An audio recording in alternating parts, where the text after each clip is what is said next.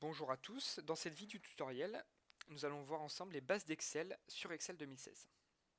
Alors Excel, c'est le tableur de Microsoft qui permet de trier des données et faire des calculs.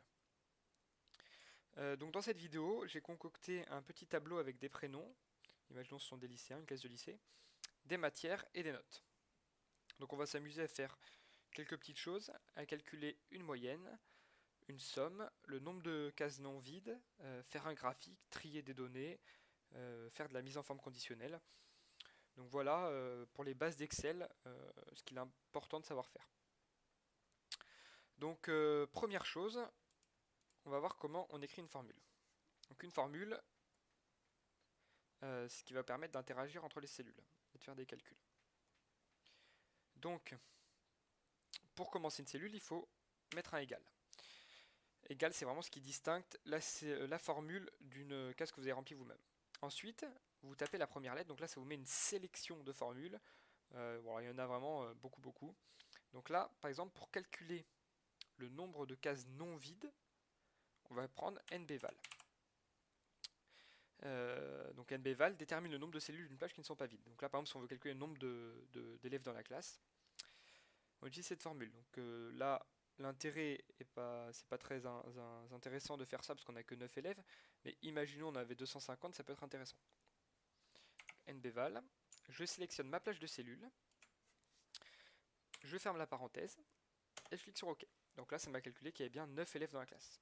Donc maintenant, si je supprime un élève, j'en ai plus que 8.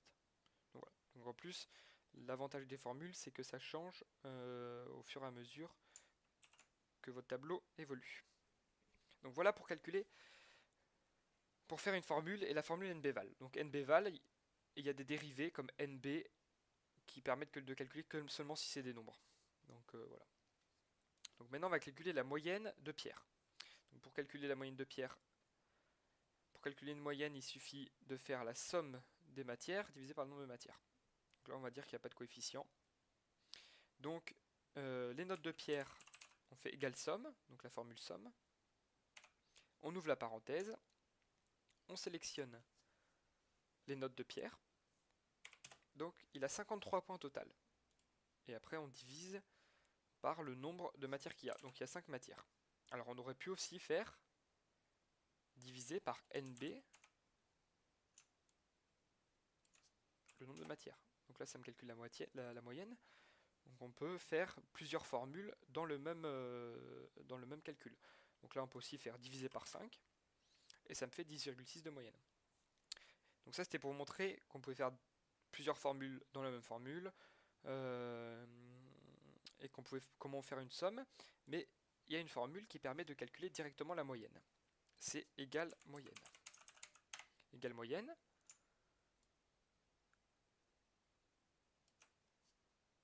On prend la plage de cellules, on ferme la parenthèse, et Pierre a 10,6 de moyenne. Donc ça permet, toutes les trois façons que je vous ai montrées reviennent au même. Donc ce qui est vraiment bien avec Excel, c'est qu'on va pouvoir également étirer les formules. Parce que là, on n'a que 9 élèves, mais imaginons on en avait 150, est-ce que vous voyez retaper la formule 150 fois? Moi non. Donc c'est très simple.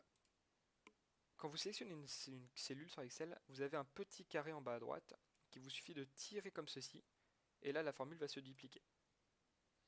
Donc voilà, vous voyez que ça a calculé la moyenne de tout le monde.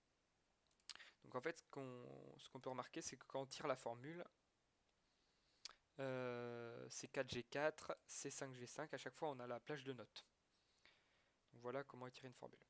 Donc maintenant, pour calculer la moyenne générale, on fait la moyenne de la moyenne. Moyenne de ça.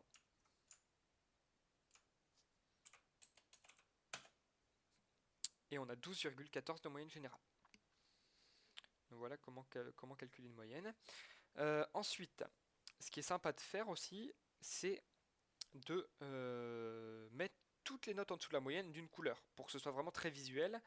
Imaginons, là c'est pas très concret, mais imaginons vous avez un magasin et tous vos stocks à zéro, enfin tous vos stocks, quelques stocks à zéro, avec 600 pièces, vous voulez voir directement visuellement lesquelles sont à zéro. Bah, c'est possible avec la mise en forme conditionnelle. Donc vous sélectionnez les notes que vous voulez mettre en forme, vous faites accueil, mise en forme conditionnelle, règle de surbrillance, donc vous pouvez faire par exemple égal à 0, par exemple le stock à 0, inférieur, supérieur, enfin vraiment il n'y a pas de il n'y a pas de limite. Donc inférieur, là on va mettre à 10. Donc, toutes les notes strictement inférieures à 10 seront en rouge. Donc là ça nous permet d'avoir un visuel sur les mauvaises notes. Donc voilà pour la mise en forme conditionnelle.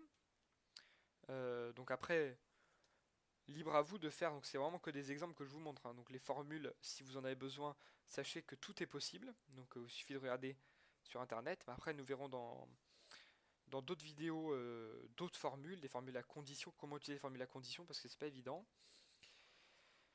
Et libre à vous après donc de.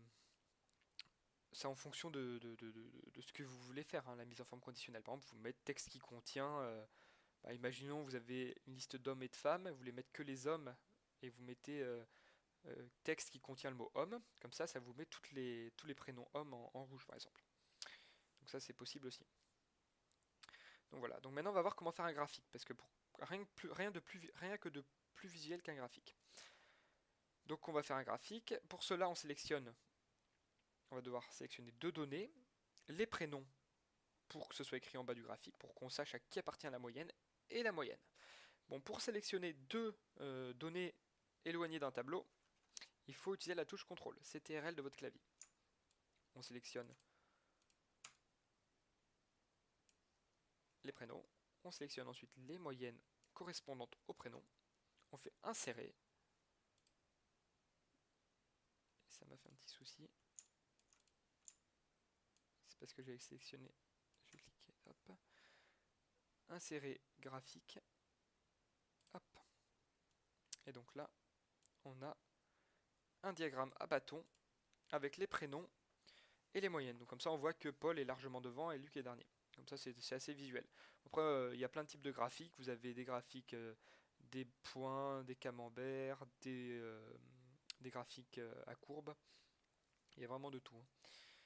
Donc voilà, vous pouvez même changer la couleur. Vous pouvez vraiment tout faire quoi.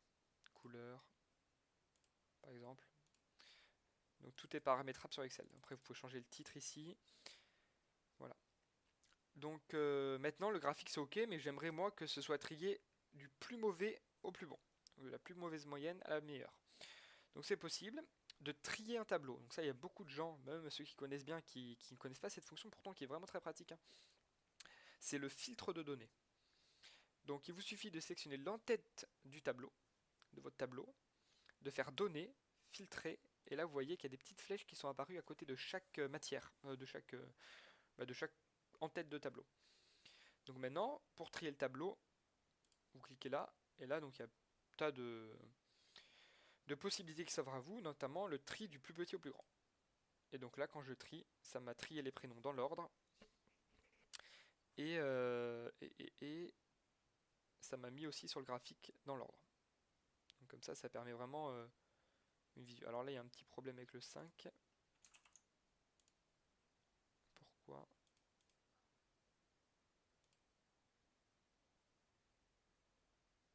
Parce que c'est la moyenne générale en fait. C'est parce que c'est la moyenne générale qui fait ça. Donc voilà, donc en fait, il ne faut pas prendre la moyenne générale en compte si vous voulez pas de problème avec le tableau. Voilà, donc là ça me met bien dans l'ordre du plus petit au plus grand. Donc voilà pour créer un graphique. Donc après, vous pouvez faire plein de types de graphiques, pas de limite. Ensuite, ce qu'on va voir, c'est que j'ai parlé d'étirer les formules tout à l'heure. Deux petites choses à voir. C'est qu'il n'y a pas que les formules qu'on peut étirer. Par exemple, si vous voulez faire une série de chiffres, et ben vous écrivez des chiffres comme ça et vous tirez en bas et ça vous met les chiffres sans avoir besoin de tout retaper. Pareil pour les jours de la semaine par exemple.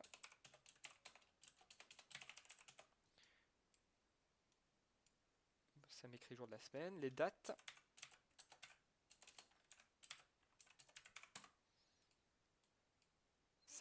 À chaque fois ça m'étire et donc c'est vraiment pratique. Ça vous permet d'éviter de retaper tout 35 fois. Donc voilà pour le premier tutoriel sur les bases d'Excel. Dans un second tutoriel, nous verrons des formules à condition. Par exemple, je veux compter que le nombre de notes supérieures à 10, par exemple. Dans un autre tutoriel, nous verrons aussi les tableaux croisés dynamiques qui permettent de trier des données très rapidement. Euh, donc voilà, et puis après, en tout dernier, Excel propose un langage de programmation, le Visual Basic, qui permet de créer des formulaires. Par exemple, en un bouton, vous pouvez imprimer une partie de la feuille. Par exemple, si votre stock tombe à zéro, automatiquement ça imprime, voilà, ça imprime une feuille dans votre imprimante. Attention, stock, ou ça vous envoie un mail via Outlook. Enfin, il y a vraiment un tas de possibilités sur Excel. Donc merci d'avoir suivi ce tutoriel, puis à très bientôt.